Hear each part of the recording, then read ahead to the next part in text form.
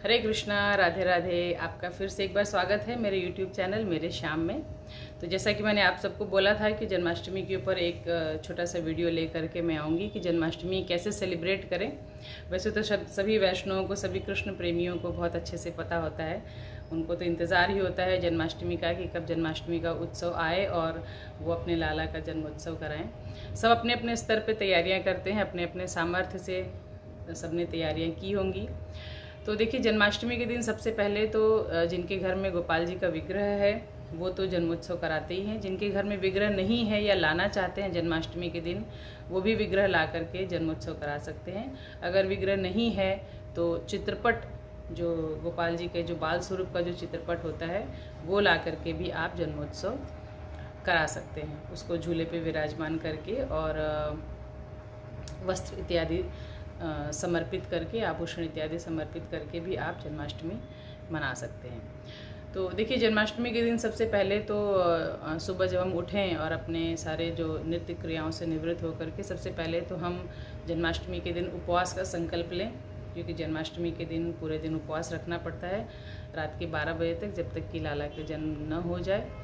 तो बहुत लोग निर्जला उपवास रखते हैं, बहुत लोग फलाहारी का उपवास रखते हैं। तो अपने अपने स्वास्थ्य के हिसाब से जैसा जिसको सुलभ लगे वैसे आप उपवास कर सकते हैं। लेकिन जन्माष्टमी के दिन उपवास ज़रूर करें। कई एकादशियों के उपवास का फल आपको एक जन्माष्टमी के उपवास से मिल जाता है। तो जन्माष्टमी के दिन उपवास का संकल्प लें सबसे पहले, और सुबह की जो दिनचर्या है लाला की वो वैसी रहेगी। उनको स्नान आदि करा के, भोग इत्यादि लगा के आप उनको वस्त्र इत्यादि पहना के, श्रृंगारित करके आप उनको विराजमान करें, उनकी आरती पूजा करें। और संध्या के समय गोपाल जी को हम सुला देंगे, क्योंकि संध्या आरती के बाद, क्योंकि रात में लाला का जन्म करवाना है 12 बजे। तो किसी भी लकड़ी की या बांस की, अगर आपके पास बास्केट है तो उसको अच्छे कपड़े से ढक के और फूलों से उसको सुसज्जित करके आप गोपाल जी को उसमें सुला दें और उसको अच्छी तरीके से ढक दें। बट ये विशेष ध्यान रखें कि गोपाल जी उसमें कंफर्टेबल हों, अच्छे से हों, उनको किसी तरह की तकलीफ़ ना हो। बास्केट में आप बहुत सारे अच्छे मुलायम मलमल के या कॉटन के कपड़े लगा करके आप गोपाल जी को उसमें सुला सकते हैं। और उस बास्केट को एक ऐसे स्थान पर रख दें कि जहाँ पे कोई उसको टच न करे। और फिर रात में 12 बजे हम उस डलिए को लेकर के आएंगे। तो ये सिर्फ एक इंगित करता है उस प्रसंग को, जब नंद बाबा ने, वसुदेव जी ने जब डलिया में लेकर के वो गोकुल गए थे कन्हैया को। तो इस प्रसंग को सूचित करने के लिए या दिखाने के लिए ऐसा किया जाता है। तो आप उस बास्केट में गोपाल जी को सुला दीजिए और फिर आप अपनी तैयारियों में लग जाइए। जैसे जन्माष्टमी की तैयारियां होती हैं कि जन्माष्टमी की तैयारियों में आप गोपाल जी के लिए नए नए वस्त्र लेकर के आते हैं। नया वस्त्र बहुत आवश्यक है। उनके श्रृंगार का सामान हो गया, उनका सिंहासन हो गया, नया झूला हो गया, पूजा की सामग्री हो गई, फल फूल मिष्ठान इत्यादि, या जो भी आपने भगवान को नैवेद्य अर्पित करने के लिए बनाया हो। जैसे धनिए की पंजीरी बनती है जन्माष्टमी के दिन, सिंघाड़े के आटे का हलवा बनता है, ऋतुफल जो होंगे वो तो होंगे ही, मिठाइयाँ बनती हैं, खोए की लड्डू बनते हैं, मिष्ठान, नमकीन, जो भी आप अपने सामर्थ्य के हिसाब से भगवान को नैवेद्य में चढ़ाने के लिए बनाएं। हाँ, माखन मिश्री रखना, दही मिश्री रखना ज़रूर याद रखिए। और हल्के से मेवे भगवान को अर्पित ज़रूर करिए।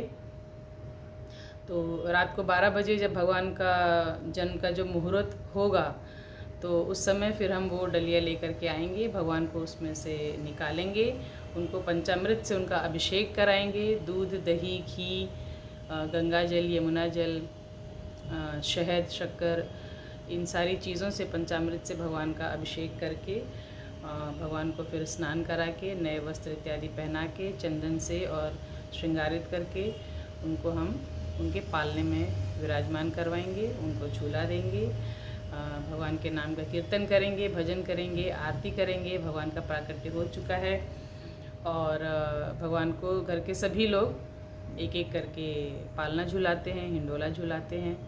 और चाहे तो रात भर भी आप संकीर्तन कर सकते हैं, नाम कीर्तन कर सकते हैं। वैसे तो जितना संभव हो सके जन्माष्टमी के दिन सोना तो नहीं चाहिए, जितना संभव हो सके, जितनी देर तक हो सके हरि नाम कीर्तन करिए, नाम संकीर्तन करिए सारी पूजा संपन्न होने के बाद परिवार वालों के साथ।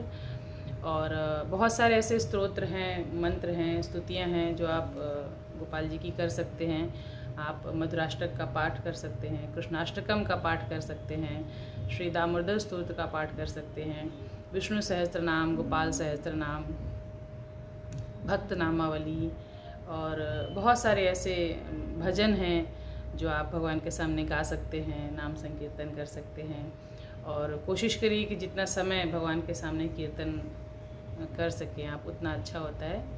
और वैसे तो रात्रि जागरण करना चाहिए जन्माष्टमी के दिन, लेकिन चूँकि सबका बिज़ी शेड्यूल रहता है, ऑफिसेज हैं, स्कूल हैं, तो अगर संभव न हो तो भगवान को पालने में सुला करके और उनके सारे जो पानी और दूध की व्यवस्था करके आप भगवान के पास ही अगर आप संभव हो सके तो शयन करें। और सुबह फिर भगवान को उठा करके और उनको पालना दे करके और उनकी जो नित्य की सेवा होती है वो वैसे ही करें।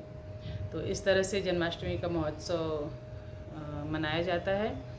और आपका भाव होना चाहिए, आपके पास सामग्री हो न हो बहुत ज़्यादा मैटर नहीं करता है।